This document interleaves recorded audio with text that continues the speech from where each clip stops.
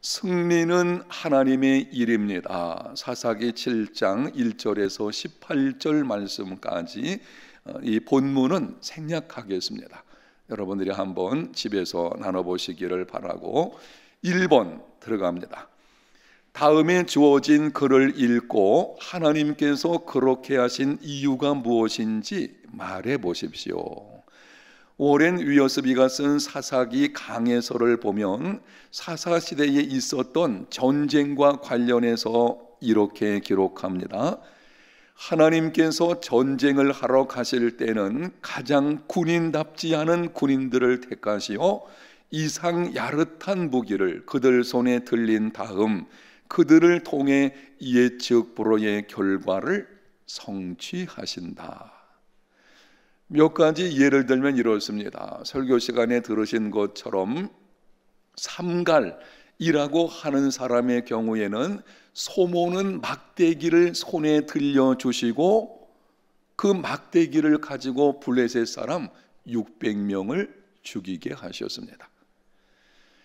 기드온의 경우에는 300명의 군사와 함께 13만 5천 명의 미디안 연합군과 싸움을 하게 되는데 무기라고는 항아리하고 뭐였습니까? 횃불만 가지고 나가서 그리고 큰 소리로 외칠 때에 그때 승리를 얻는 놀라운 일이 있게 되었습니다. 삼손의 경우에는 블레셋 사람 1,000명을 죽였는데요. 손에 뭘 들고 했어요? 나귀 턱뼈. 이 나귀 턱뼈를 가지고 그걸 가지고 블레셋 사람 1,000명을 죽인 사건이 기록이 되어져 있습니다. 여러분에게 묻겠습니다. 오늘 질문은 이것입니다. 왜 하나님께서 그러한 방식으로 승리를 하게 하시는 것입니까? 거기에 대한 해답은 승리는 누구의 일임을? 하나님의 일임을 보여주시는 것입니다. 이상야릇한 무기답지 않은 무기를 손에 들려서 승리하게 하신 것은 그건 분명한 결론이 있어요. 승리는 하나님의 일입니다. 그 사건들을 통해서 오직 하나님만 의지하게 하시려고 하는 거죠. 하나님께서 보여주시는 것이죠. 승리는 내게 있는 것이니 너희들은 나만을 섬겨야 된다. 우상을 섬김으로 기막힌 고난들이 찾아왔을 때 하나님께서 이런 방식으로 그들을 구원하시는 것을 볼 수가 있습니다. 승리는 하나님의 일임을 보여주시는 것이다. 그게 1번이고요. 2번 보겠습니다. 기드온이 미디안 연합군과 전쟁하기 위해 군사를 모집했을 때에 3만 2천 명이 나왔습니다. 그런데 하나님께서 이렇게 말씀하셨습니다. 2절 같이 한번 읽겠습니다. 여호와께서 기드온에게 이르시되 너는 나를 따르는 백성이 너무 많은즉 내가 그들의 손에 미디안 사람을 넘겨주지 아니하리니 이는 이스라엘이 나를 거슬러 스스로 자랑하기를 내 손이 나를 구원하였다 할까 함이니라. 자, 이 말씀에서 하나님의 승리를 경험하려면 어떻게 해야 하는지를 말해 보십시오. 자, 설명드릴 테니까 여러분이 잘 들으시고 필요한 것은 기록하실 수도 있겠죠. 미디안 연합군은 13만 5천 명이었습니다. 이스라엘 자손들 중에 전쟁하러 나온 사람은 지금 몇 사람이에요? 3만 2천 명. 그렇다면 많은 숫자가 아니잖아요. 13만 5천 명 대 3만 2천, 그러면은 4대 1 정도 되나요? 이건 많은 숫자가 아닙니다. 그런데 하나님께서 말씀하시기를 숫자가 너무 많아서 승리하게 하지 않겠다 하시는 것입니다. 승리를 주지 않겠다. 너희들의 숫자가 너무나 많다. 왜 그렇게 말씀을 하시는 것입니까? 하반절 다시 보겠습니다. 이는 왜냐하면 이스라엘이 나를 거슬러 스스로 자랑하기를 내 손이 나를 구원하였다 할까 함이니라. 이스라엘 자손들이 승리하게 되면 이렇게 말하겠죠. 우리가 승리하였다. 사실 승리를 주시는 분은 누구예요? 하나님이시거든요. 그런데 하나님께 돌려야 하는 영광을 자기들이 취할 것을 하나님이 알고 계셨기 때문입니다. 승리는 하나님의 일이거든요. 그래서 승리했을 때의 그 영광은 하나님께서 받으셔야 돼요. 그리고 이런 고백이 나와야 되죠. 하나님께서 하셨습니다. 그런데 이스라엘 자손들이 이때 32,000명으로 승리하고 나서는 이렇게 말하는 거죠. 우리가 승리하였다. 하나님이 그것을 아시기 때문에 이렇게 많다고 말씀을 하시는 것입니다. 여기서 우리는 하나님의 승리를 경험하려면 어떻게 해야 하는지를 알 수 있는 첫 번째 우리에게 주시는 말씀이 있는데요. 그것은 오직 하나님의 영광을 삶의 목적으로 삼아야 합니다. 두 번째 문제의 정답은 이거예요. 하나님의 승리를 경험하려면 어떻게 해야 되는가? 오직 누구의 영광을? 하나님의 영광을 목적으로 해야 합니다. 우리가 여러 가지 인생길에서 주어진 일을 감당할 때에 그 일 가운데서 승리를 경험하려면 특별히 믿음 생활은 영적 전쟁을 하는 것입니다. 예수님을 따르는 삶은 장미꽃 뿌려놓은 탄탄대로 걷는 거 아니에요. 예수님 믿는 순간부터 고난의 학교 입학하는 것이고 자기를 부인하고 자기 십자가를 지고 가야 되는 길이거든요. 예수님 따르는 길은 그 영적 전쟁입니다. 이 영적 전쟁에서 승리는 누구에게 있어요? 하나님에게 있는 것입니다. 그래서 승리하게 하시는 하나님의 능력을 경험하려면 목적을 분명히 해야 돼요. 내가 왜 이렇게 하는지, 내 인생의 목적은 무엇인지. 사실은 설교 시간에 다 말씀드리지 못했지만 이런 것입니다. 목적을 정하면 방향이 결정돼요. 목적이 없으면 방향이 불확실합니다. 목적을 하나님의 영광으로 정해놓게 되면은요, 방향이 하나님 그분에게로 맞춰지는 거예요. 그래서 그분의 일하심으로 승리를 얻게 되어지는 것입니다. 하나님의 승리하게 하심을 경험하려면 오직 하나님의 영광을 삶의 무엇으로? 목적으로 삼아야 됩니다. 여러분이 한 번쯤 생각해 보시면 좋겠는데요. 내가 왜 셀 목자로 셀원들을 섬기나? 목적이 뭘까요? 하나님의 영광이죠. 내가 셀원들을 섬기는 것, 여러분들이 셀 목자로서 주어진 일을 감당하는 것 아주 귀한 일입니다. 근데 기억하셔야 돼요. 그것 자체가 목적이 아니에요. 목적은 그 일을 통해서 하나님 그분의 영광을 드러내려고 하는 것입니다. 제가 목회할 때 목적도 마찬가지죠. 단순히 성도들을 잘 세우기 위해서 그것이 목적이 아니에요. 그거는 하나님의 목표점이 될 수는 있겠지만 이런 진정한 목적은 여기 있습니다. 그것을 통해서 하나님께 무엇을? 영광을 돌리는 것이죠. 사람을 살리고 사람을 키우고 사람을 세우는 생명사역, 하나님이 너무 기뻐하시는 거잖아요. 가장 가치 있는 일이지 않습니까? 바로 그 일에 우리가 헌신하는 것은 하나님 그분의 기쁨, 그분의 영광을 위해서 하는 것이거든요. 아주 분명해야 됩니다. 첫 번째가 거기에 있습니다. 혹시 여러분들이 이럴 수도 있겠죠.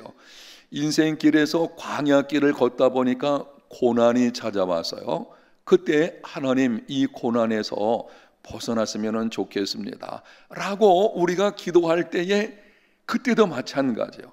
우리가 이 고난을 이겨내기를 원하는 것의 목적은 뭐예요? 하나님 그분의 이름에 영광이 있어야 돼요. 하나님 이 가운데서 나를 건져 주셔서 나를 통해서 하나님이 살아계심과 그리고 하나님께 영광이 돌려지게 해 주시옵소서 라고 하는 것이죠. 하나님의 영광, 이게 첫 번째입니다. 하나님의 승리를 경험하려면 첫 번째는 그것이고, 그 다음 3번 보겠습니다. 기도원은 하나님의 말씀대로 두려워 떠는 자들을 돌려보내니 22,000명이 돌아가고 1만 명만 남게 되었습니다. 그런데 하나님께서 말씀하셨습니다. 여호와께서 또 기도원에게 이르시되 백성이 아직도 많으니, 거기 줄쳐놓으세요. 놀랍지 않습니까? 백성이 아직도 많으니, 아니 지금 13만 5천 명이에요. 그런데 남은 숫자가 지금 돌려보내고 나니 10,000명 남았습니다. 13대 1입니다. 그런데 하나님께서 아직도 많다 이렇게 말씀을 하십니다. 여기서 우리가 깨달을 수 있는 것은 하나님의 구원하심은 사람의 많고 적음에 달려있지 않습니다. 분명히 하셔야 돼요. 하나님의 계산과 사람의 계산은 다릅니다.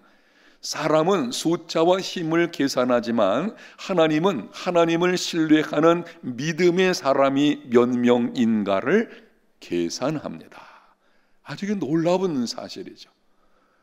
여러분이 한번 나름대로 성경을 생각해 보시면 좋겠는데요. 하나님은 언제든지 숫자나 힘을 계산하신 적이 없으셔요. 그분은 다만 하나님을 전적으로 신뢰하는 믿음의 사람들을 찾으시고 그들을 통해서 위대한 승리를 이루어 가시는 것을 볼 수가 있습니다. 기가 막힌 것 중에 한 가지는 이런 내용도 여러분이 성경에서 볼 수가 있는데요. 예수님이 12 제자를 선택을 하셨죠.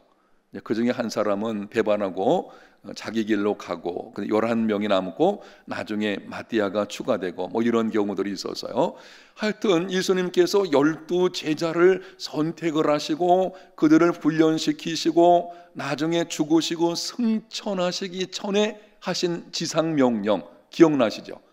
너희는 가서 모든 민족을 제자로 삼아 아버지와 아들과 성령의 이름으로 세례를 주고 내가 너에게 분부한 모든 것을 가르쳐 지키게 하라. 여러분 당시 제자들 경우는요 무슨 모든 민족이에요. 그들에게 그런 개념도 갖기 힘들었을 것입니다. 아니 유대 땅을 벗어나 보지도 못한 사람들 기껏 간 것은 갈릴리 지역 가기 위해서 사마리아 통과하는 이 정도밖에 안 된 사람에게 예수님께서 말씀하시기를 모든 민족을 제자로 삼으라. 여러분 예수님 생각해 보세요. 그 제자들이 나중에 오순절에 성령 충만을 해가지고요 헌신되어질 때에 불과 10명 내외되는 그 작은 숫자이지만 그들을 통해서 세계 복음화가 지금 이루어지고 있는 거 보십시오. 이게 하나님의 계산 방법이에요.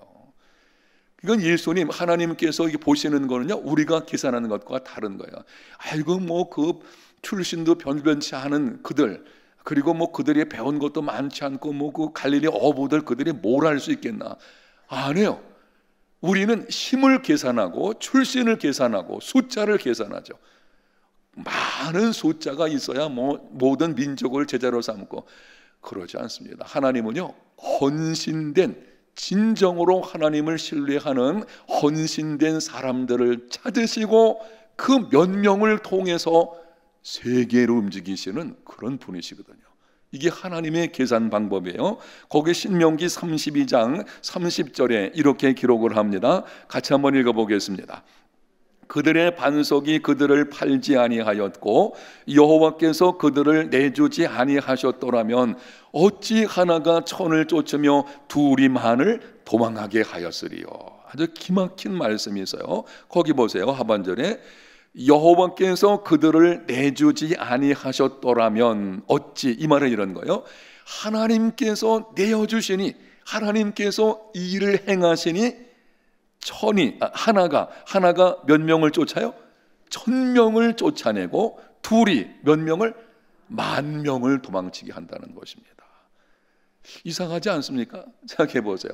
아니 한 사람이 1,000명을 쫓아낸다면 두 사람은 몇 명 쫓아내야 돼요? 2,000명. 근데 성경에 뭐라 그랬어요? 10,000명이라는 것입니다. 이게 하나님의 계산 방법인 것입니다. 이러한 하나님의 계산 방법으로 오늘 본문에 적용하면은요 13만 5천 명을 미디안 연합군을 상대할 때에 하나님의 계산법대로 한다면 27명이면 충분합니다. 두 사람이 10,000명을 도망치게 한다 그랬잖아요. 그러면 13만 5천 명을 도망치게 하는 것은요 계산해 보니까 27명이면 충분합니다. 그런데 지금 남은 군사가 몇 명이에요? 300명. 하나님 보시기에는 그들도 많은 것입니다. 여러분, 이게 하나님의 계산법이고 바로 이것이 우리가 섬기는 하나님이신 줄로 믿습니다. 여러분이 오병이어의 기적 사건 아시잖아요. 그걸 제가 잠깐 말씀드리면 이렇습니다. 생각난 김에 말씀드리면, 사실은 그 상황 속에서 예수님이 빌립에게 물어보셨잖아요. 시험하시는 거죠. 우리가 어디서 떡을 사서 이 사람을 먹일 수 있겠냐? 그때 물어봤죠. 그때 제자들이 막 계산했죠. 그게 뭐라 그랬습니까? 얼마의 떡을 사더라도 200데나리온의 떡을 가지고 한다고 해도 이 사람들을 먹이기에 충분하지 않을 것입니다 라고 대답을 했는데, 이 말은 불가능하다는 뜻이거든요. 그 당시 모든 제자들이 다 불가능하다 그랬어요. 아니, 우리가 어디서 어떻게 이런 일을 할 수가 있겠습니까? 그런데 그때에 성경에는 제자들을 시험하는 것이라 그랬거든요. 제자들이 한 가지 놓친 것이 있었어요. 뭘 놓쳤을까요? 자, 오병이어 가지고 하는 것인데, 그 당시에 남자 장정만 5,000명이었으니까 뭐 대략 10,000명 넘겠죠. 아이들까지 하면 뭐 20,000명 가까이 될지도 모르겠죠. 그 많은 사람들의 식사 문제를 해결하려고 할 때에 제자들이 계산하는 거예요. 야, 얼마치 떡을 사야 되나? 막 계산합니다. 그런데 계산할 때에 놓친 게 하나 있어요. 뭘 놓쳤어요? 주님을 계산에 넣지 않은 거예요. 주님의 능력을 계산에 넣은 거 아니었죠. 아니, 얼마 전에 물을 포도주가 되게 하시는 그분의 능력을 봤다면, 그리고 병든 자를 기적적으로 일으키시는 주님의 능력, 이런 걸 봤다면 그 상황에서 주님의 능력을 계산에 넣었어야 되죠. 근데 모두가 안 된다는 것입니다. 그 시험에 실패한 것이죠. 그게 그 당시 제자들의 믿음의 모습이었습니다. 여러분, 하나님의 능력을 계산에 넣는 삶이 되시기를 바랍니다. 하나님이 어떤 분이신 줄 알고 하나님의 계산법을 안다면, 거기 교환 계속 보겠습니다. 하나님의 승리를 경험하려면 하나님의 능력을 어떻게 해요? 계산에 넣어야 합니다. 하나님의 능력을 계산에 넣는 것이 믿음입니다. 거기 출처놓으세요. 믿음이 뭐냐? 앞에서 말씀드리기를, 전적으로 하나님을 신뢰하는 사람, 그 사람을 하나님이 찾으시고 하나님 계산법에는 그들이 들어가 있는 거예요. 그럼 그 믿음의 사람이 누군가 하면 그 상황에서 하나님의 능력을 계산에 넣는 것입니다. 지금 내 상황을 보니까는 정말 비천하고 너무 힘들어요. 안 될 것 같아요. 그런데 그 상황에서 하나님을 계산에 넣는 사람, 그리고 이렇게 고백하는 거죠. 바울처럼. 바울이 뭐라 그랬습니까? 내가 비천에 처할 줄도 알고, 그 다음에 풍부하에 처할 줄도 알고. 이런 비결이 어디서 나오는가 하면 바울이 고백하잖아요. 뭐라 합니까? 내게 능력 주시는 자 안에서 내가 모든 것을 할 수 있느니라. 하나님의 능력을 계산에 넣는 것이, 그게 믿음이에요. 그리고 그때 그런 고백이 나오게 되는 것입니다. 자, 그 다음 보겠습니다. 하나님의 능력을 계산에 넣으면 어떤 일이 일어나게 되는지 다음에 주어진 성구를 읽고 말해 보십시오. 기드온이 하나님의 능력을 계산에 넣었을 때에 기드온이 이렇게 말하는 거예요. 7장 15절 같이 한번 읽어보겠습니다. 기드온이 그 꿈과 해몽하는 말을 듣고 경배하며 이스라엘 진영으로 돌아와 이르되, 일어나라, 여호와께서 미디안과 그 모든 진영을 너희 손에 넘겨주셨느니라 하고. 믿음의 말을 하고 있잖아요. 사실 기드온은요, 믿음이 별로 없는 사람이었어요. 표현이 좀 이상하지만 약간 겁쟁이였어요. 타작을 할 때에도 포도주 틀 그 속에 들어가서 뺏길까봐 그런 사람이었어요. 하나님의 천사가 와서 이야기하는데도 그걸 못 믿어가지고 자꾸 증표를 보여주세요, 이런 사람이었거든요. 그런데 그 사람이요, 하나님의 능력을 계산해 놓으니 담대하게 외칩니다. 하반절 보세요. 일어나라, 여호와께서 미디안과 그 모든 진영을 너희 손에 넘겨주셨느니라. 그리고는 담대히 나가서 승리하게 되는 것을 볼 수가 있습니다. 자, 정리하면 이렇습니다. 승리는 하나님의 일입니다. 하나님의 승리를 경험하는 삶이 되려고 하면은 하나님을 계산에 넣어야 됩니다. 내게 당면한 그 상황에 하나님을 계산에 넣어야 됩니다. 그리고 하나님을 계산에 넣으면 우리의 말이 달라져요. 무슨 말이 나온다고요? 믿음의 말이 나오게 됩니다. 그 사람이 하나님을 계산에 넣었는지 안 넣었는지 확인하는 방법도 한 가지 여기 있어요. 하나님을 계산에 넣었다. 아니 그런데도 아이고 내가 뭘 할 수 있겠나? 그건 계산에 넣은 게 아니죠. 하나님 계산에 넣은 사람은요 믿음의 말을 하는 것입니다. 아브라함의 경우를 설교 시간에 예를 들었는데 기억나시죠? 이삭을 바치려고 할 때에 그 모리아산을 오를 때에 아들 이삭이 보니까 뭐가 없어요? 어린 양이 없는 것입니다. 아버지께 물었죠. 아버지 불가나무는 있는데 번제할 어린 양은 어디 있습니까? 그때 아브라함이 뭐라 그랬습니까? 번제할 양은 누가? 하나님이. 그 다음에 이렇게 했어요. 자기를 위해서 친히 준비하시리라. 아니 그 믿음의 말이잖아요. 하나님이 야 아들아 걱정하지 말아라. 번제할 어린 양은 하나님이 자기를 위해서 친히 준비할 것이다. 아니 언제 하나님이 준비하시겠다고 말씀하신 적 있나요? 없어요. 보여주신 거 있나요? 없습니다. 그런데 어떻게 그렇게 믿음의 말을 하는 것입니까? 성경을 쭉 보게 되면 히브리서 11장에 가서 보면 이렇게 기록하고 있습니다. 아브라함이 하나님이 이삭을 죽은 자 가운데서 능히 살리실 줄로 믿었다고 합니다. 이게 중요한 말이에요. 그 당시 아브라함의 믿음을 보여주는 것인데요, 내가 번제로 아들을 죽인다고 할지라도 하나님이 어떻게 하신다고요? 다시 살려 주실 것이다. 밑도 끝도 없이 그런 것인가요? 아니에요. 아브라함은 이미 약속을 받았거든요. 하나님 그렇게 말씀하셨잖아요. 네 자손을 통해서 하늘의 별과 같이 그리고 땅에 뭐같이 모래같이 자손들이 있게 될 것이다. 하나님의 약속이 주어져 있거든요. 그런데 하나님께서 시험하셔서 번제로 바치라고 말씀을 합니다. 아브라함은 이때 하는 거예요. 그래 하나님의 약속이 주어져 있으니까 내가 이 아들을 죽인다고 할지라도 하나님께서 살리실 것이라. 하나님의 능력을 계산해 놓는 거예요. 그 상황 속에 사실 기가 막힌 상황 아니겠습니까? 아니 어떻게 그런 일이 있을 수가 있겠어요? 약속의 자녀고 미래가 거기 달려 있는데. 그런데 이 사건은요 아브라함이 자기 미래를 하나님께 드린 거예요. 사실은 자기 미래를 하나님께 완전히 내드린 거거든요. 어쨌든 아브라함은 그 상황에서 죽은 자를 다시 살리실 수 있는 하나님의 능력을 계산해 놓으니 생각해 보십시오. 걱정이 없는 거예요. 성경에 보십시오. 하나님께서 시험하실 때 아브라함이 다음날 아침 일찍 일어났어요. 아침 일찍 일어나서 아들을 데리고 불과 나무 가지고 가는 것입니다. 아니 아들을 죽이려고 바치려고 하는데 어떻게 그렇게 담대할 수 있나요? 그렇게 신속할 수 있습니까? 하나님의 능력을 계산해 놓으니 뭐 염려할 게 없어요. 뭐 두려워할 것도 없는 것입니다. 망설일 것도 없죠. 그냥 순종하는 것입니다. 여호와 이레의 축복을 받게 된 줄로 믿습니다. 바로 거기 있어요.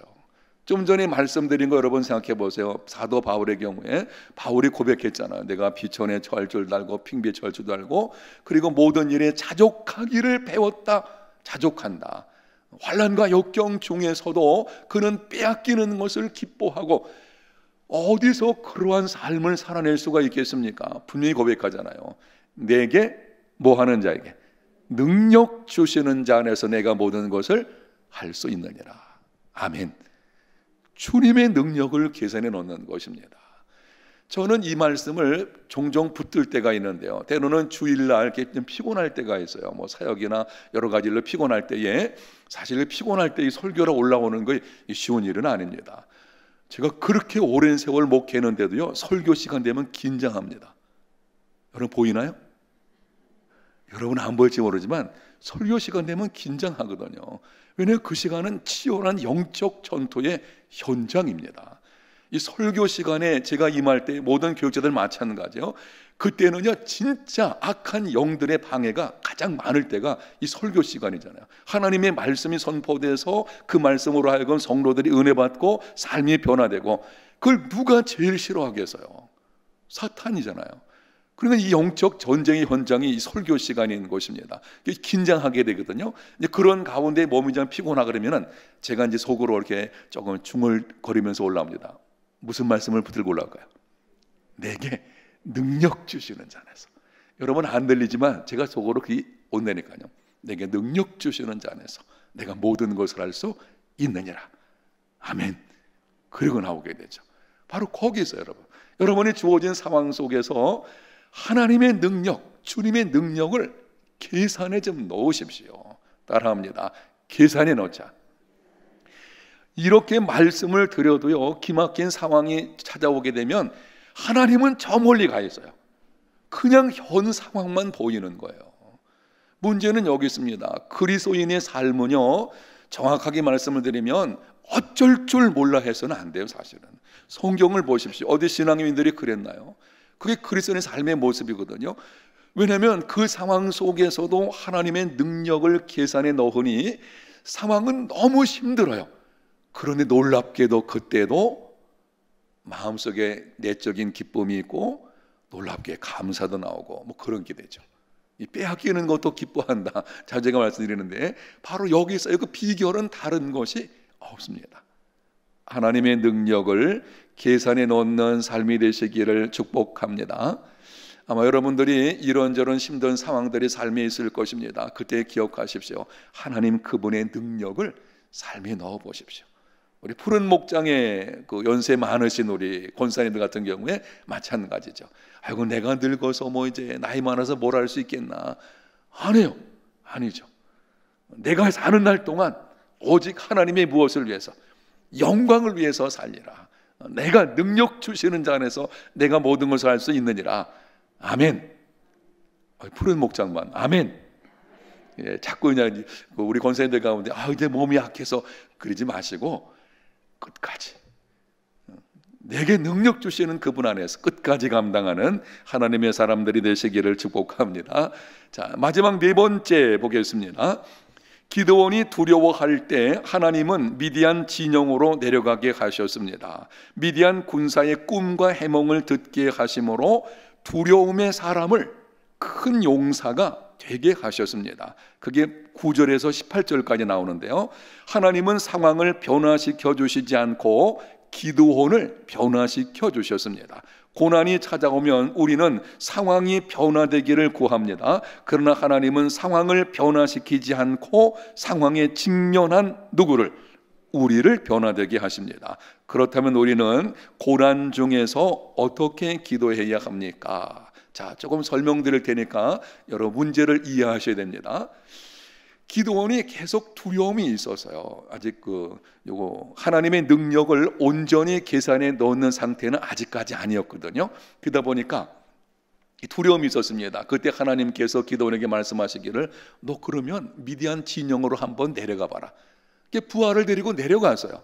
그랬더니 미디안 군사 두 사람이 서로 대화하는 걸 듣게 되었습니다. 한 사람이 내가 꿈을 꾸었는데 꿈에 커다란 보리자 덩어리 와가지고는 그 미디안 진영에 그 군용을 갖다 이렇게 휩쓸었다 이런 거예요. 그자 다른 한 사람의 군사가 야 하나님이 기드온의 손에 우리 이 군대를 맡겨서서 그런 것입니다. 그러니까 기드온이 그 말을 들을 때에 그때 알게 된 거죠. 야 이게 모든 일이 하나님께서 하시는구나. 그래서 그때 나온 고백이 앞에서 본 7장 15절이 그때 나온 거예요. 그때 여기 조금 미리 당긴 건데요. 7장 15절이 바로 그때 기드온의 입에서 이 고백이 나오게 된 것입니다. 일어나라 여호와께서 이렇게 된 것이죠. 자, 여기서 우리가 한 가지 꼭 기억해야 될 것을 말씀드리는 것입니다. 자, 생각해 보세요. 기드온이 그래도 두려워해서요. 근데 우리 같으면 그래 너 그렇게 두려워하면 내가 상황을 조금 낮게 해줄게. 그래서 미디안 13명 5천 명 중에서 한 3분의 1 정도 먼저 하나님이 쓸어버리시고 그리고 나머지 그런 방식이 아니었어요. 하나님의 방식은 이런 것입니다. 하나님은 상황을 변화시켜 준 것이 아니고 미디안 진영에 내려가게 하시고 꿈 얘기 듣게 하시고 또 해몽하는 거 듣게 하셔서 누구를 변화시키는 거예요? 기드온을 변화시키는 것입니다. 하나님의 우선순위가 여기 있습니다. 우리는 자꾸 이렇게 하죠. 하나님 너무 힘듭니다. 이 상황을 변화시켜 주시옵소서.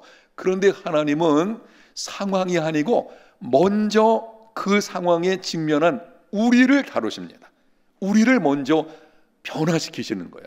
우리가 변화되기를 먼저 또한 원하시는 것입니다. 그래서 우리는 기도하는 것이 바뀌어져야 됩니다. 이렇게 기도해야 될 것입니다. 자, 우리의 기도는 이래야 됩니다. 고난이 사라지기를 구하지 말고 먼저 고난을 이겨낼 수 있는 사람이 되기를 구해야 됩니다. 아시겠습니까? 우선순위가 거기 있어요. 고난이 사라지게 해달라고 기도하지만, 자, 여러분, 우리가 현실이니까 한번 생각해 보십시오. 여러분이 힘든 일이 있는데 하나님 이 상황 빨리 해결해 주세요. 어떤가요? 그게 안 돼요. 코로나19 이 상황도요, 우리가 벌써 처음에 나타날 때부터 계속 기도했잖아요. 하나님 속히 이 코로나19가 사라지게 해 주시옵소서. 언제 끝날지 몰라요. 그럼 어떻게 하겠습니까? 이 상황 속에서 우리가 하나님의 승리를 경험하는 삶이 되어야 되는데 우리가 어떻게 하면 좋겠습니까? 방법은 하나뿐이죠. 누가 변화되는 거예요? 내가 변화되는 것이죠. 코로나19를 넉넉히 이겨낼 수 있는 믿음의 사람으로 변화되는 것이죠. 지난 추수감사 조일을 맞으면서 저는 이런 생각을 해봤습니다. 감사에 대한 설교를 하지는 않았지만 이 감사와 관련해서 생각하는 것이, 코로나19를 통해서 우리가 깨닫게 되는 교훈 중에 하나는 따라합니다. 일상이 정말 감사하다. 맞습니까? 사실 우리 일상 별로 감사 안 하잖아요. 그냥 그동안 우리가 살아가는 거 특별한 일이 있을 때는 감사하지만 하루하루 내 아침에 눈 뜨고 나가서 새롭게 일하고 또 먹고 마시고 이거 감사 안 했어요. 그리고 지금은 어떻습니까? 하나님 일상이 회복되게 해주세요. 그러면 일상이 얼마나 감사한 것입니까? 그러니까 우리는 이게 생각해 보세요. 이런 일들을 통해서 우리가 바뀌어지는 겁니다. 아, 일상이 감사하는 사람으로 변화돼야 되구나. 이 달라지는 거예요. 그때 하나님 보시기에 좋은 것이고, 여러분, 그게 진정한 승리입니다. 이런 코로나19 같은 어려움이 찾아왔을 때 이것이 한꺼번에 싹 사라지는 것, 물론 하나님이 그렇게 하실 수도 있겠지만 그것만 우리가 승리고 성공이고 이렇게 말하는 거 아니에요. 진정한 승리는요, 이 상황 속에서도 내가 변해가지고 다르게 보는 거예요. 하나님, 코로나19도 감사합니다. 아니, 어떻게 감사해? 좀 오랫동안 계속되는데 그 가운데 보니까 그동안 내가 일상을 감사하지 못했어요. 내가 수고해서 벌은 거, 그 하루하루 삶, 그거 아무것도 그냥 아닌 걸로 생각하는 거예요. 근데 그게 아니거든요. 이런 거죠. 나를 변화시키는. 그러니까 여러분이, 저와 여러분이 기도할 때 우선적으로 여기 있습니다. 하나님, 내 상황을 바꾸어 주세요 라고 기도하기 전에 뭐라고 기도해야 돼요? 하나님, 이 상황에 직면한 나를 바꿔 주십시오. 나를 변화시켜 주시옵소서. 어떻게 변화시켜달라는 거예요?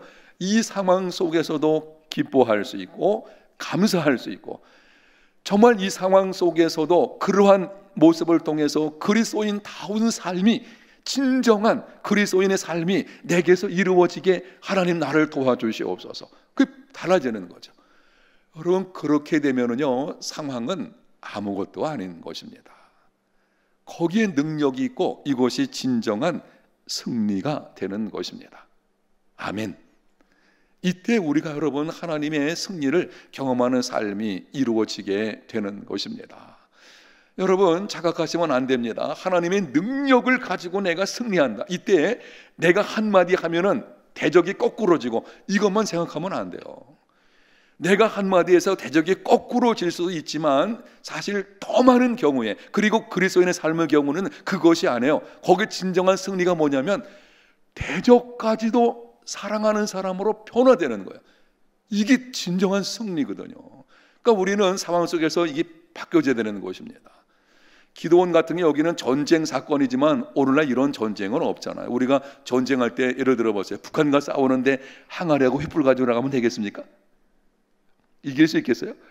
하나님이 말씀하시면 가능하겠죠. 그러나 이거는 현재 전제 이쪽이보다는 우리가 영적 전쟁, 그리스도인의 삶에 한번 우리가 적용해 봐야 되겠죠. 적용해 보십시오. 그럼 어떤 겁니까? 대적이 거꾸로 지는 것도 승리이지만 더 놀라운 승리는 아니 그 대적을 이제는 긍휼히 여기고 사랑하는 마음으로 내가 변화되었어요. 그래서 악을 선으로 갚아요. 세상에 이런 승리가 어디 있겠어요? 이게 하나님의 승리입니다. 내가 변화되면요 그런 일이 일어나게 되어지는 것이죠. 사사기 말씀이 주일날도 그렇고 이제 새벽에 계속 진행이 되어지는데요. 여러분에게 앞으로 이 내가 변화되는 것 관련해서 이렇게 말씀을 듣게 될 것입니다. 오늘은 이 정도로 말씀을 드리겠습니다. 그다음 말씀 정리, 제가 친절하게 정리까지 해놨어요. 승리는 하나님의 일이다. 하나님의 승리를 경험하려면 제가 번호 읽을 때 여러분이 읽어주십시오. 1번 오직 하나님의 영광을 삶의 목적으로 삼으라. 2번 함께 하시는 하나님의 능력을 계산에 넣어라. 3번 상황의 변화가 아닌 자신의 변화를 구하라. 아멘. 자, 오늘 이 시간 통성으로 한번 기도하겠는데요. 우리 통성으로 기도할 때 오늘 주신 말씀을 생각하면서 먼저 기도합니다. 이렇게 기도했으면 좋겠습니다. 하나님, 이제부터는 오직 하나님의 영광을 삶의 목적으로 삼겠습니다. 그리고 이제부터는 함께 하시는 하나님의 능력을 계산해 놓는 믿음의 사람이 되겠습니다. 그 다음에는 상황의 변화가 아닌 자신의 변화를 구하는 하나님, 나를 변화시켜 주시옵소서. 지금까지는 상황에 끌려다니는, 상황에 함몰되어진 그런 삶이었지만 이제는 상황을 뛰어넘는 믿음으로 나를 변화시켜 주셔서 이겨낼 수 있게 도와주시고 이러한 때에 그리스도인의 삶이 어떤 것인지를 능히 보여주는 삶 되게 하여 주시옵소서. 더불어서 여러분 세런들을 위해서 또 환난 가운데 있는 성도들을 위해서 한번 우리 통성으로 같이 기도하는 시간을 갖겠습니다. 하나님 아버지 은혜와 사랑을 감사합니다. 오늘 말씀을 통해서 승리는 하나님의 일이라는 것과 하나님의 승리를 경험하는 삶을 위해서 어떤 모습이어야 되는지를 듣게 해주신 것을 감사합니다. 하나님 아버지, 이제는 남은 평생 동안 오직 하나님의 영광을 목적으로 하는 삶을 살겠습니다. 성령님 도와주셔서 이제는 나의 영광이 아니라 오직 하나님의 영광을 구하는 인생의 목적을 하나님의 영광에 두는 이러한 믿음의 삶을 살아낼 수 있도록 은혜를 베풀어 주시기를 원합니다. 함께 하시는 하나님의 능력을 계산에 넣는 믿음의 사람이 되게 하여 주시옵소서. 상황에 함몰되어서 하나님을 잃어버리고 때로는 하나님 앞에서 오직 나 혼자만의 힘으로 행하려고 할 때가 너무나 많은 가운데 있었지만 이제는 하나님의 능력을 계산하는 중에 믿음의 사람으로 세워지게 도와주시고 믿음의 말을 하게 하시고 그 말대로 이루어주시는 하나님의 능력을 경험하며 살아가는 우리 모두의 삶이 되게 해주시기를 원합니다. 하나님 아버지, 믿음의 사람이 되게 하여 주셔서 상황의 변화가 아니라 이제는 나를 변화시켜 주시기를 원합니다. 상황을 뛰어넘는 믿음을 더하여 주시옵시고 주님의 말씀에 온전히 순종하는 이러한 믿음의 사람이 되게 해주시고 진정한 승리를 경험할 수 있는 이러한 하나님의 사람들 우리 모두가 되게 해주시기를 원합니다. 우리 모든 새 식구들 한 사람 한 사람들을 주님께서 붙들어 주셔서 건강 지켜주시고 안전하게 도와주시옵시고 이런 여러 가지 힘든 상황 속에서도 그것을 뛰어넘는 믿음을 주셔서 믿음으로 승리하며 살아가는 삶이 되게 하여 주시기를 원합니다. 세상 사람들이 다 뒤로 물러설 때에도 용기를 가지고 믿음으로 한 걸음 나갈 수 있는 삶이 되게 하여 주시오며 우리 모든 셀 목자들의 가정과 삶 속에 이런 은혜를 베풀어 주시고 직면한 여러 가지 힘든 상황들이 있지만은 하나님 아버지 먼저는 우리를 다루어 주시는 것을 감사합니다. 이제는 그 모든 것을 이겨낼 수 있는 믿음을 주시고 그 믿음을 따라서 놀라운 변화를 경험할 수 있는 우리의 삶이 되게 해주시기를 원합니다. 환난과 역경 가운데 있는 성도들의 삶 가운데 함께 해주셔서 주님이 치료하시는 광선을 말해주시고 막힌 곳을 열어주시고 골문들을 풀어지게 하시며 주님께서 홀로 이 모든 것을 통해 영광을 받아주시옵소서. 함께 해주심을 감사합니다. 도우심을 감사합니다. 도우시옵소서. 하나님 아버지, 우리 모두에게 은혜를 베풀어 주셔서 이제부터는 오직 하나님의 영광을 삶의 목적으로 삼겠사오니 이러한 삶 될 수 있도록 성령님 도와주시옵소서. 인생길에서 기막힌 상황이 온다고 할지라도 하나님의 능력을 계산해 놓고 믿음의 말을 하며 그 믿음의 말대로 이루어주시는 하나님을 경험할 수 있는 우리의 삶 되게 하여 주시옵소서. 하나님 아버지, 우리 모두 한 사람 한 사람 나를 변화시켜 주시기를 원합니다. 상황을 뛰어넘는 믿음의 사람이 되게 하여 주시옵시고, 기막힌 상황에서도 정말 하나님의 뜻과 하나님의 말씀대로 온전히 순종해낼 수 있는 이러한 사람 우리 모두로 세워 주시옵소서. 여러 가지 힘든 상황 속에서 많은 사람들은 뒤로 물러서지만 하나님을 신뢰하는 믿음으로 도전하며 나가게 하심으로 그 가운데 주어지는 하나님의 승리를 경험하는 우리 모든 셀 목자들 다 되게 하여 주시옵소서. 예수님 이름으로 기도합니다. 아멘.